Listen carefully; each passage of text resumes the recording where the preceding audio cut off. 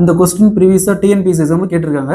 அதாவது m/n = 3:2 எனில் 4m + 5n / 4m - 5n = என்ன கேட்டிருக்காங்க. ஸோ இந்த மாதிரி சம் கேட்டாங்களா? இங்கே பாருங்க, இங்கே m/n = 3:2 சொல்லியிருக்காங்க. ஸோ m-க்கான வேல்யூ 3ன்னு எடுத்துக்கணும். அதாவது m = 3ன்னு எடுத்துக்கணும். n-க்கான வேல்யூ 2ன்னு எடுத்துக்கணும். n = 2ன்னு எடுத்துக்கணும். ஸோ இந்த ரெண்டு வேல்யூ அப்படிங்க சப்ஸ்டிட் பண்ணுவோம். ஃபர்ஸ்ட் 4m, அப்போ m-க்கான வேல்யூ 3, 4 × 3 12 ப்ளஸ் 5n, n-க்கான வேல்யூ 2, அப்போ 5 × 2 10 / 4m. 4m அப்படிங்கிறது 3, அப்போ 4 × 3 12 மைனஸ் 2, 5 × 2 10. ஸோ 12 + 10 22 வகுத்தல் 12ல் 10 போச்சுன்னா மீதி 2. ஸோ அப்படியே 2ஆல் கேன்சல் பண்ணால் 11/1 = 11:1 எழுதலாம்.